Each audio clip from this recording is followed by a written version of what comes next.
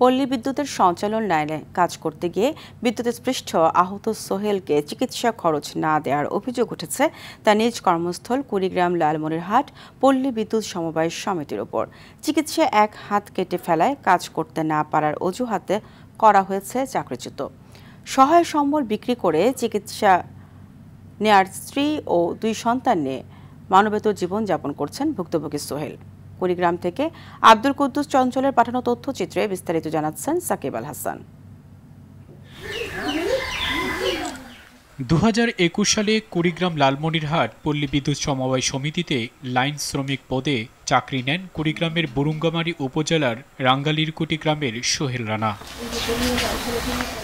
2023 সালে 27 মে লালমনিরহাটের চিনিপাড়ায় একটি সঞ্চালন লাইন মেরামতে পাঠানো হয় সোহেলকে। পলি উঠে লাইন মেরামতের মাঝপথে সাব স্টেশন থেকে হঠাৎ করেই ওই লাইনে বিদ্যুৎ সঞ্চালনা করা হলে বিদ্যুতায়িত হয়ে উপরেই আটকা পড়েন সোহেল। সহকর্মীরা তাকে উদ্ধার করে লালমনিরহাট সদর হাসপাতালে নিয়ে যায়। পরে ঢাকায় জাতীয় বার্ন ইনস্টিটিউটে প্রায় 8 মাস চিকিৎসা নেন সোহেল। চিকিৎসায় প্রাণে বাঁচলেও কেটে ফেলতে হয় সোহেলের বাম হাত, অপর হাতটিও হয়ে যায় অকেজো। গুরুতর আহত সোহেলকে কোনো সহায়তা দেয়নি কুড়িগ্রাম লালমনিরহাট পল্লী বিদ্যুৎ সমবায় সমিতি। দুর্ঘটনার 2 বছর পার হলেও পুনরায় কাজে নেওয়া হয়নি তাকে। অফিসে গেলে জিএম স্যার আমাকে আশ্বাস দিয়েছে অনেকবার যে তোমাকে চাকরিতে নেবে, নিচ্ছে না।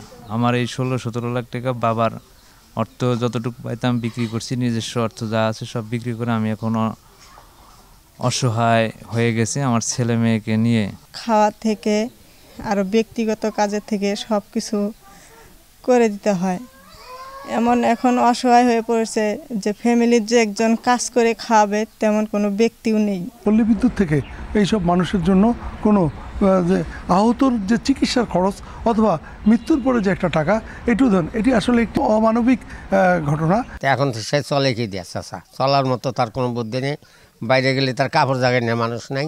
2টা বাচ্চা আছে অসহায় অবস্থায়, তাদের খাওয়া দাওয়া লেখাপড়া কোনো ইনকামের সোর্স তার নাই। হাজিরা ভিত্তিক কর্মচারীদের ক্ষতিপূরণ দেওয়ার নিয়ম নেই বলছেন পল্লী বিদ্যুতের এই কর্মকর্তা। সে তো নিয়মিত এমপ্লয়ি না, সে হচ্ছে কাজ নয় মজুরি নেই। তো এই ধরনের এদের মানে এর ব্যাপারে তেমন কোনো গাইডলাইন নাই আমাদের।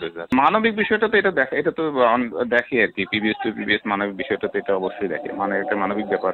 তারা যেহেতু এখানে কাজ করে বা করেছে। অসহায় সোহেলের পাশে দাঁড়ানোর নিবেদন এলাকাবাসীর।